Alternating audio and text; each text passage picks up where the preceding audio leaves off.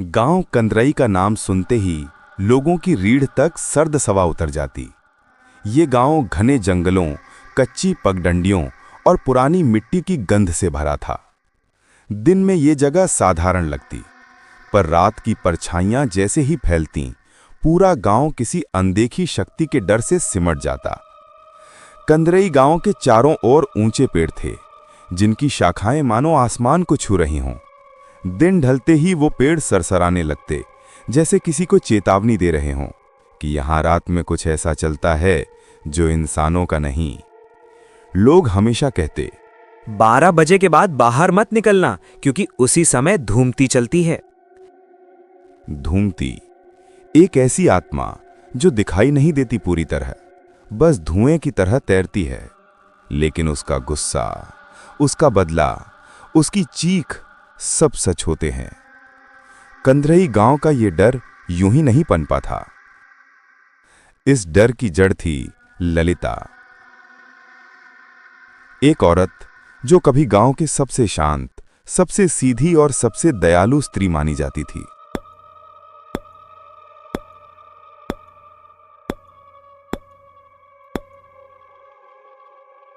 उसकी आंखों में हमेशा नम्रता रहती, चेहरे पर हल्की मुस्कान, लेकिन उसके जीवन में एक झूठ, एक धोखा, एक मौत ने सब कुछ बदल दिया था। उसका पति विश्वास, जो नाम से तो विश्वास था, लेकिन दिल में धोखे भरा था। उनकी कहानी गांव की सबसे दर्दनाक दास्तान थी, और वही दास्तान आज हर रात गांव वालों के लिए अभिशाप बन चुकी थी। ललिता और विश्वास की शादी बड़े धूमधाम से हुई थी। गांव में खूब बातें होती थीं। ललिता जैसी लड़की पूरे इलाके में नहीं, और विश्वास जैसा सीधा लड़का मिलना मुश्किल है। लेकिन सच इसके उलट था। विश्वास बाहर से शांत, अंदर से ईर्ष्यालु और क्रूर था। वो ललिता पर शक करता, उसके हर काम में उसे गलत ठहराता, उसके हर रिश्तेदार से जलता। ललिता सब सहती रही, वो घर को टूटते नहीं देखना चाहती थी। लेकिन एक रात विश्वास शराब पीकर घर लौटा। घने अंधेरे में कच्चे आंगन में उसकी डगमगाती छाया दीवार पर पड़ रही थी।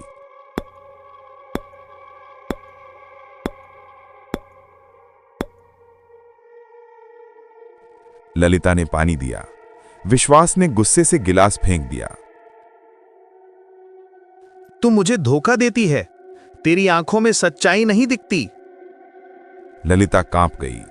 उसने बस इतना कहा, मैंने तो हमेशा तुम्हारा साथ दिया है विश्वास। विश्वास ने उसका हाथ पकड़कर घर के बाहर घसीटा। अंधेरे में कुएं के पास ले गया। चांद की रोशनी में ललिता का चेहरा स्पष्ट दिख रहा था, डरा हुआ, टूट चुका। विश्वास उसे धक्का देने ही वाला था कि ललिता रो पड़ी। रुको, मैंने कुछ नहीं किया। लेकिन विश्वास अंधेरी रात के गुस्से में कुछ नहीं सुन रहा था। वो आगे बढ़ा और उसी दबाव में ललिता का पैर फिसल गया। वो चीखते हुए कुएं में गिर गई। उसकी चीखें रात में गूंजती रहीं, पर किसी ने नहीं सुनी। अगली सुबह उसका मृत शरीर मिला। गांव वालों ने कहा, पैर फिसल गया होगा इसलिए कुएं में गिर गई होगी, और विश्वास ने यही झूठ सबको बताया। लेकिन उसी रात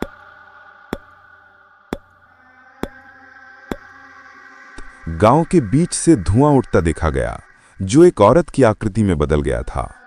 यही थी धूमती ललिता, जिसका गुस्सा अब हर रात गांव को निगलने वाला था। कंदरई गांव के लोग रात में बाहर निकलना भूल गए थे। पहली बार धूमती ने शिकार किया था हरिराम को। हरिराम खेतों से लौट रहा था। रात गहरी थी, हवा ठंडी।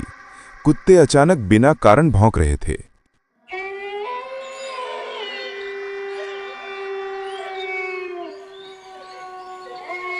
रास्ते में अचानक धुएं की पतली परत उसके सामने आई। पहले उसने सोचा कोहरा होगा, शायद कुहासा है। लेकिन वो धुआं धीरे धीरे एक चेहरा, फिर एक स्त्री का आकार लेने लगा। ललिता का चेहरा, खाली आंखें, हवा में झूलते बाल, चेहरा ऐसा जैसे राख से बना हो। तो तू कौन?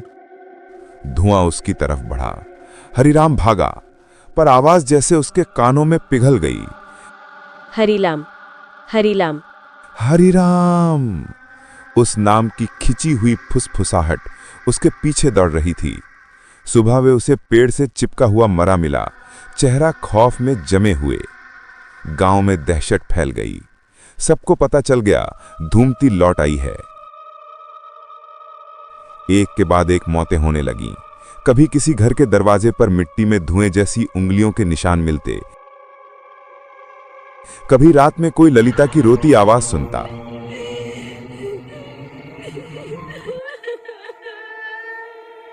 औरतें बच्चों को सुलाते हुए फुसफुसाती, खिड़की मत खोलना, ललिता बाहर घूम रही है।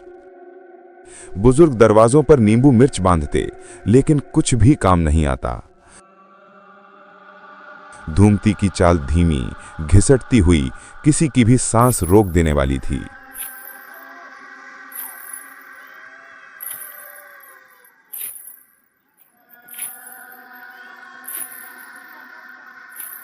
शाम होते ही रास्ते सूने पड़ जाते। लोगों की बातों में हर रात एक ही विषय, कौन अगला होगा? गांव वाले डर के मारे दूर जंगल के पास रहने वाले तांत्रिक बंडारू को बुलाने गए।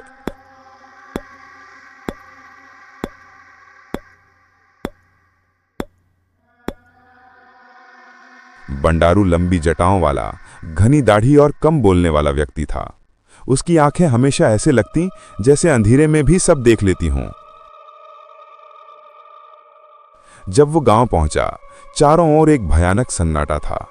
उसने पहले हरिराम की मौत वाली जगह देखी, फिर कुएं के पास की मिट्टी उठाई। मिट्टी हाथ में लेकर उसने आंखें बंद की। कुछ देर बाद धीरे बोला, ये साधारण आत्मा नहीं, ये किसी दर्द, किसी धोखी से बनी है। गांव वाले सिहर गए। इसका नाम ललिता है। इसका पति विश्वास इसके मरने का असली कारण है। गांव के लोग अवाक रह गए। किसी ने यह सच कभी नहीं सोचा था। बंडारू ने ललिता की आत्मा को बुलाने के लिए कुएं के पास पूजा की तैयारी की। उसने कहा, जिस स्थान पर दुख हुआ हो, वहीं से मुक्ति की राह खुलती है। सभी पुरुष गांव वाले की आत्मा की शांति के लिए साथ दें। आधी रात को कुएं से धुआं उठने लगा।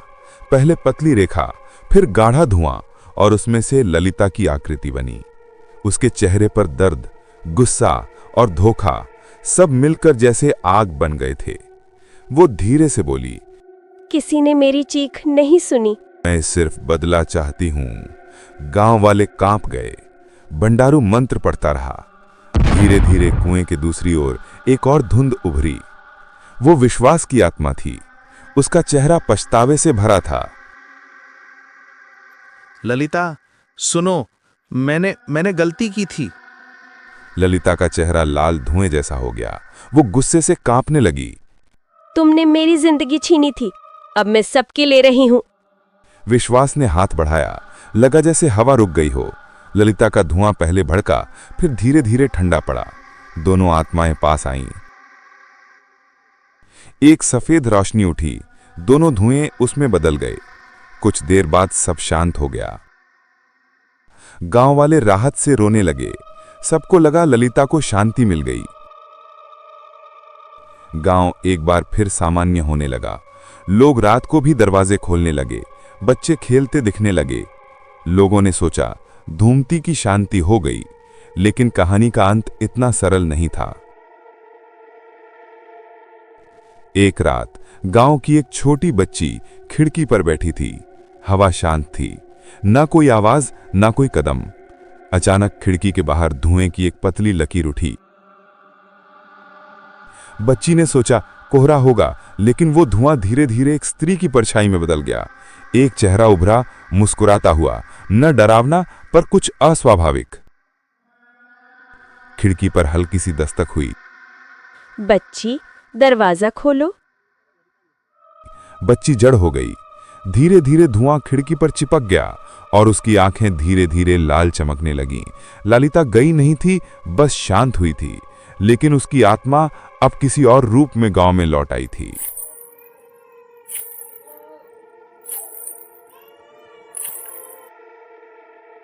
और ये लौटना अभी शुरू हुआ था।